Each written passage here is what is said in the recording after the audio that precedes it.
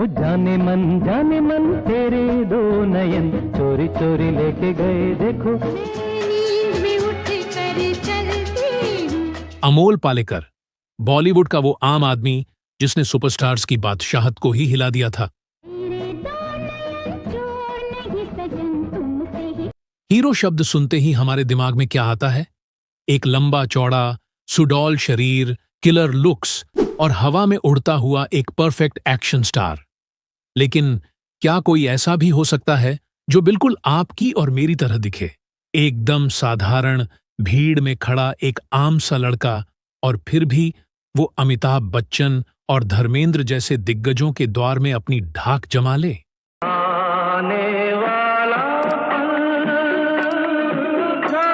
जी हां, आज हम बात कर रहे हैं उस कलाकार की जिसने बिना किसी डोले शोले या स्टाइलिश हेयर कट के सिर्फ अपनी मनमोहक मुस्कान और कातिलाना सादगी से करोड़ों दिलों को अपना गुलाम बना लिया।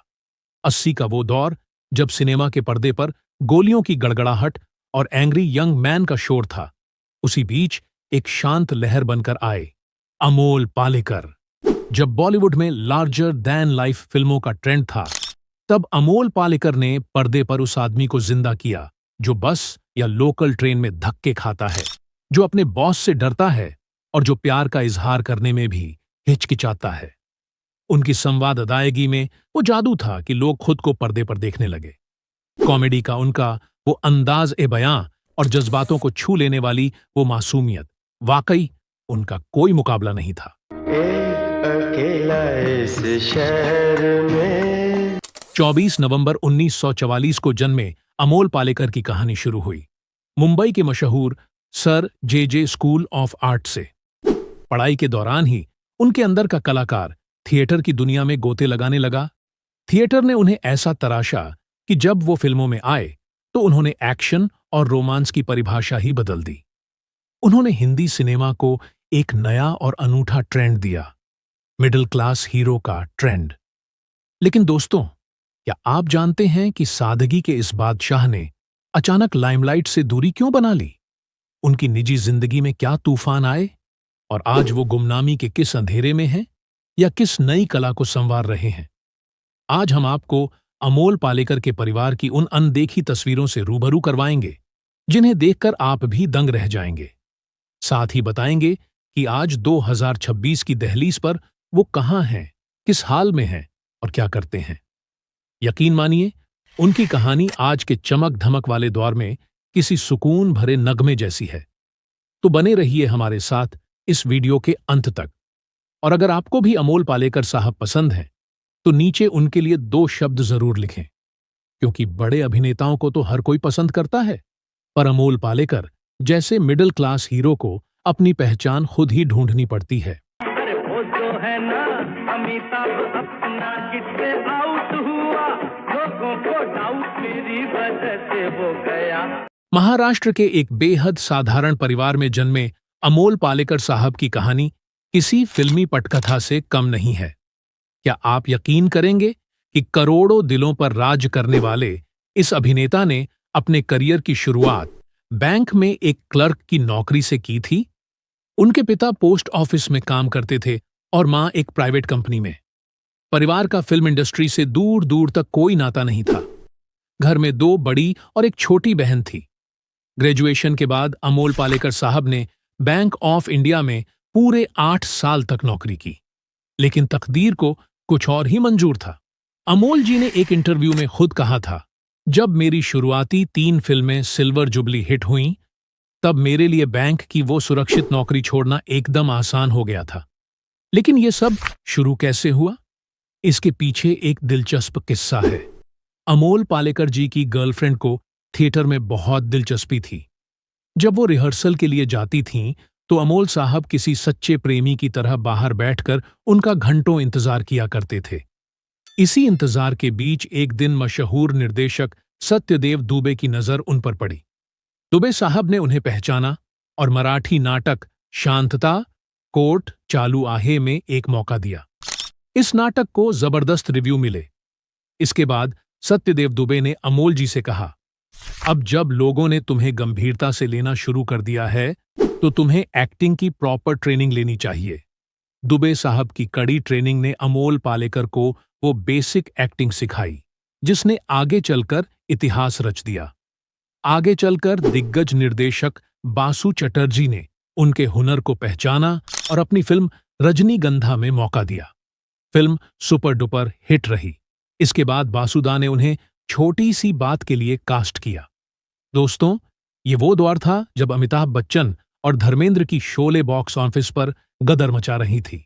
लोग कह रहे थे कि ऐसी छोटी फिल्मों को कौन खरीदेगा, लेकिन जब राजश्री प्रोडक्शन ने इस फिल्म को रिलीज किया तो चमत्कार हो गया।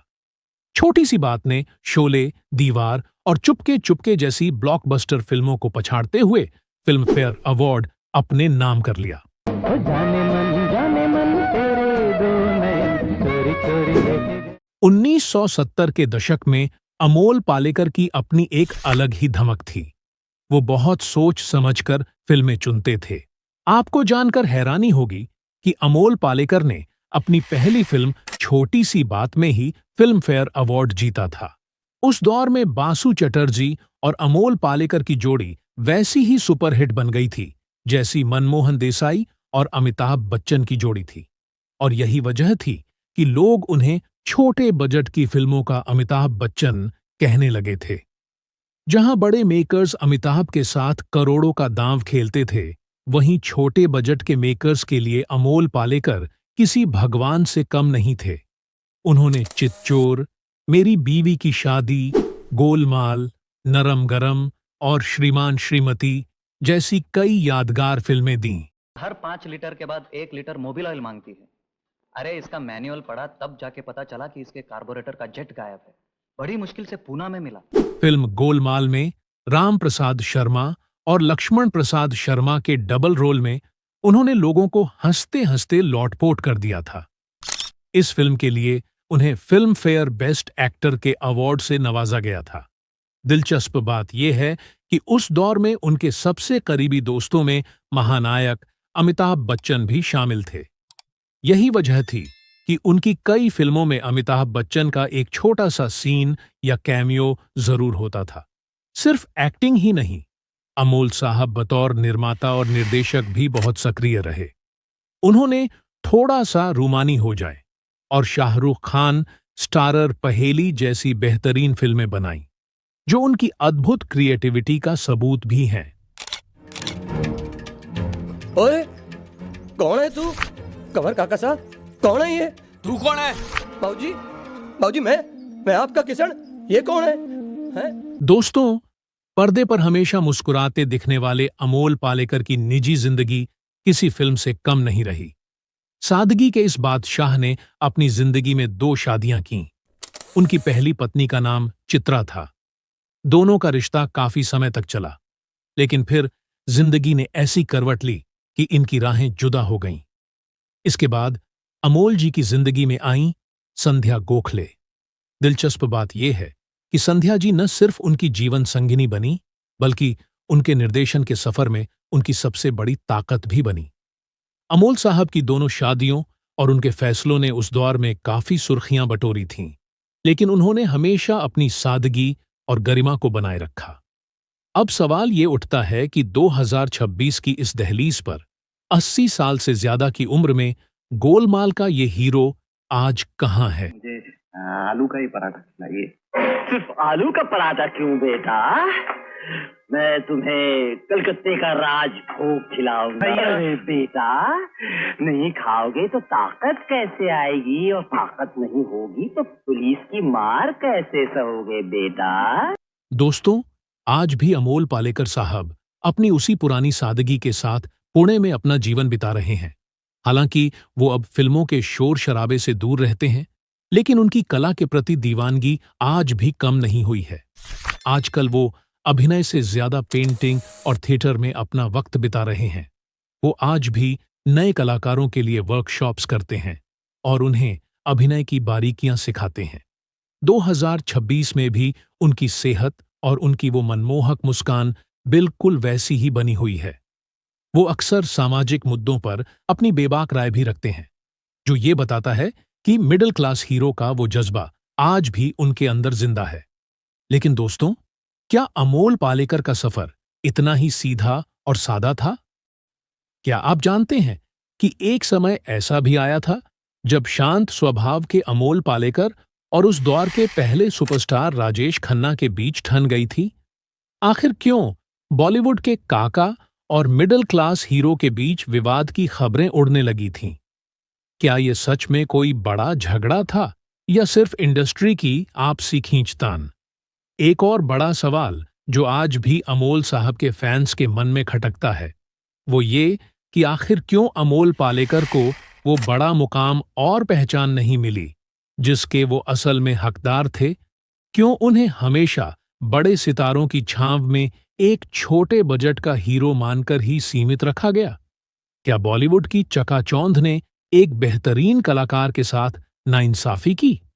दोस्तों, अगर आप राजेश खन्ना और अमोल पालेकर के उस गुमनाम विवाद की पूरी सच्चाई जानना चाहते हैं और ये समझना चाहते हैं कि उनके साथ इंडस्ट्री में क्या खेल हुआ था, तो अभी के अभी कमेंट बॉक्स में पार्ट 2 जरूर लिखें। अगर आप लोगों की डिमांड आएगी तो हम इस राज पर से भी पर्दा जरूर उठाएंगे। राजेश खन्ना के साथ क्या हुआ था? वो पैर मारने वाला सीन।